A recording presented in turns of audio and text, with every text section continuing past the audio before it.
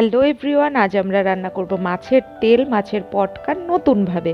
তো এখানে আমি নিয়ে নিয়েছি আলু কুচি, বেগুন কুচি, আছে পেঁয়াজ কুচোনো, আছে চেরা লঙ্কা, আর আছে আদা বাটা, জিরে গুঁড়ো, আর আছে গোটা জিরে ফোড়ন দেওয়ার জন্য। তো লেট স্টার্ট রান্না। তো দেখুন, আমি কড়াইতে তেল গরম করে গোটা জিরে ফোড়ন দিয়ে দিয়েছি। জিরেটা একটু ভাজা হয়ে গেলে আমি কুচোনো আলু আর কুচোনো বেগুনটা দিয়ে দেবো। দিয়ে এটাকে ভালো করে নাড়াচাড়া করব, সাথে আমি লঙ্কা চেরাটাও দিয়ে দেবো যাতে একটু স্পাইসি হয়। তো আমি সব একসাথে দিয়ে দিচ্ছি, দিয়ে এবার এগুলোকে ভালো করে নাড়াচাড়া করতে হবে।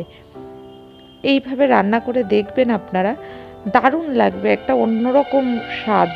সবাই তো সাধারণত মাছের তেল পেঁয়াজ দিয়ে করে, এইভাবে আলু বেগুন পেঁয়াজ দিয়ে করবেন, দেখবেন অন্যরকম দারুণ টেস্ট হয়। তো এবার আমি পেঁয়াজ কুচি দিয়ে দিলাম। পেঁয়াজ কুচি দিয়ে এইবার এগুলোকে ভালো করে নাড়াচাড়া করতে হবে।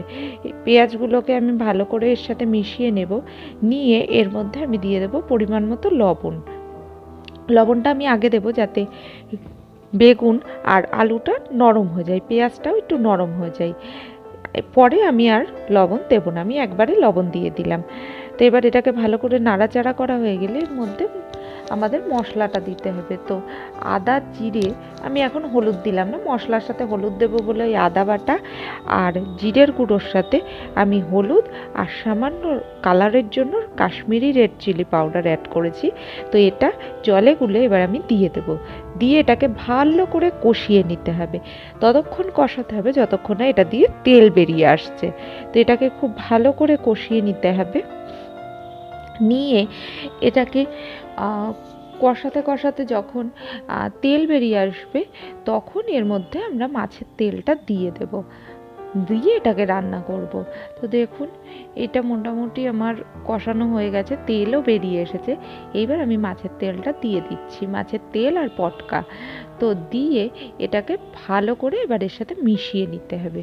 নিয়ে এটাকে ঢেকে রান্না করতে হবে যাতে মাছের তেলটা পটকাটা ভালো করে সেদ্ধ হয়।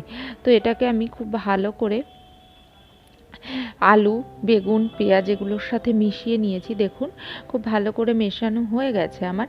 এবার এটাকে আমি ঢেকে 10 থেকে 15 মিনিট রান্না হতে দেবো যাতে জিনিসটা খুব ভালো করে রান্না হয় এবং সেদ্ধ হয়। তো ঢেকে দিলাম। তো 15 মিনিট বাদে আমি থালাটা তুললাম। দেখুন, তেল বেরিয়েছে কত, মাছের তেল থেকেও তেল গলেছে। তো এইগুলো সেদ্ধও হয়ে গেছে। এইবার রান্না কমপ্লিট আমার। তো এটাকে আমি এইবার নামিয়ে নেব কড়াই থেকে একটা পাত্রে। তো আপনারা এটা অবশ্যই বাড়িতে একবার ট্রাই করবেন। এটা ভীষণ ইজি রান্না আর ভীষণই সুস্বাদু। এটা গরম ভাতের সাথেও খেতে পারেন, কিংবা আপনাদের বাড়িতে দেখা গেল কখনো আগের দিনের ভাত থাকলো, খুব ভালো আছে, ভাতটা ফেলতে ইচ্ছা করছে না, সেই ভাতের সাথেও এটা ট্রাই করতে পারেন, ভীষণই ভালো লাগবে এটা খেতে। অবশ্যই সবার কাছে অনুরোধ রইল, একবার অন্তত বাড়িতে এইভাবে মাছের তেল রান্না করবেন এবং খেয়ে জানাবেন আমায় কমেন্ট করে কেমন লাগলো। ধন্যবাদ।